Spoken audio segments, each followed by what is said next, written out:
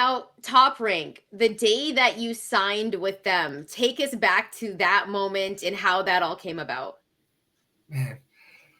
So we got offers from most every promotional company, and I was sitting there thinking, talking to my dad, and I mean, then we got offers from USA Boxing to try to stay and go to the 2024 as well. You know, people wanted us to stay and go. And I look at my dad, and I'm starting to ask him all these questions. And I always look to my dad for advice. And this is the one moment where he's like, "Well, this is up to you. This is your choice. You know, I don't want to sway you in any direction. Like this, whatever you do, will follow suit." And Top Ranks just had such a legacy of building legends. You know, they've had a tradition of turning people into household names. You know, and not only that, they have ESPN. You know, they have ESPN, and they have amazing matchmakers.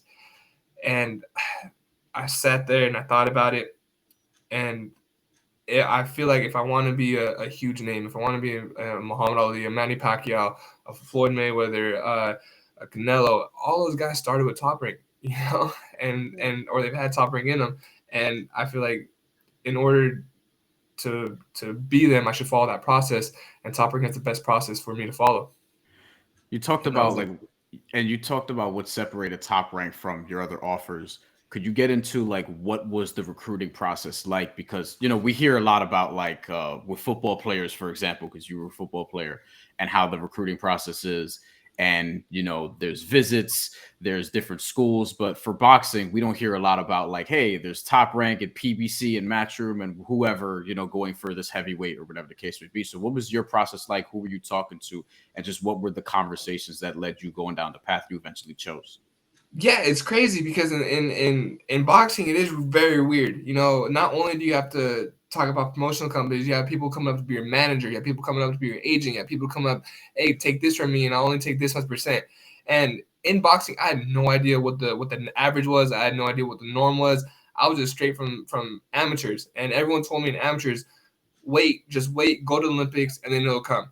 Now wait, and I'm after the Olympics, and things are coming, but I don't know how to handle them, you know. And so what happened was you just get people to call my dad, and people would like someone would reach out, a friend of a friend, they'd be like, "Hey, who's this guy's manager?" Or, "Oh, hey, who's this guy working with?" And my dad would be like, "Well, me, like I'm the guy that we're going with. He's my coach, he's my manager." And then someone from be like, "Hey, we're Top Rank," and I'm like, "Wait, what?" And then you don't know if it's really Top Rank or not, and then all of a sudden we're talking to the head honchos, and we're like, "Oh, okay, this really is Top Rank," or we're getting invited out to Vegas, or we're getting invited out to fights, and people just want to kind of court us a little bit. And finally, we sit down, and then I'm sitting next to Bob Barham, and I'm like, "Whoa!" Like I was like, "Oh," I was really crossing them, and it's incredible to kind of see like the Top Rank facilities too. You go down there and there's like a vault, and in the vault there's like every Top Rank video they have, like every Top Rank fight that's been televised, they have it in this vault. So they have all the old ones that never get played anymore. They have all the like some really cool like just history in there, and it's definitely like alluring. You really want to go there, and after kind of they court you a little bit and they'll take you out to a fight, then they'll sit down and they'll try to get to the brass tacks, and you do your negotiations, and then you make a public signing, and then you're here.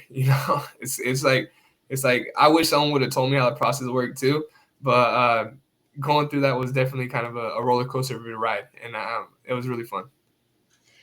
It's so crazy because you mentioned like they brought you out to a fight. What was like the first fight that Top Rank brought you out to? The first fight Top Rank brought me out to, I think it was the second Tyson Fury fight, the second Fury versus Wilder fight, and man, oh my goodness, and like I've gone to see from two different promotional companies, two different fights, and they're both the Wilder Fury fights.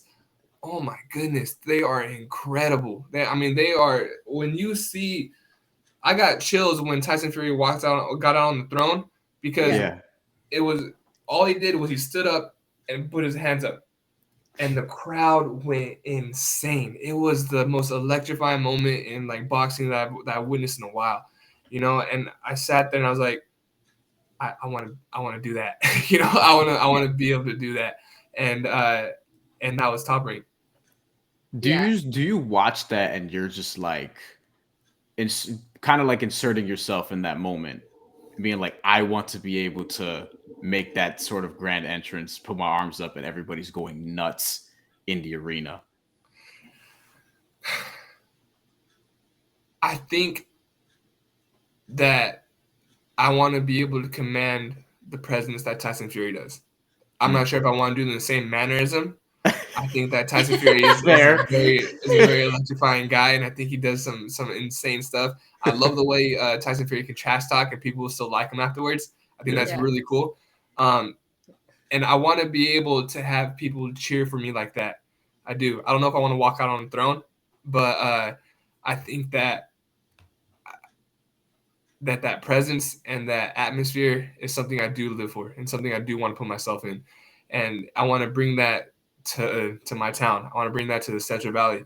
I want people here to realize that too, because I learned that a lot of fans or a lot of people with you, they live vicariously through the person in there, so I got that sensation that Tyson Fury got a little bit of by just being there, so if I could give that to some of the guys in Fresno, if I could give that to some of my teammates, some of the people I used to go to high school with, I'd love to do that.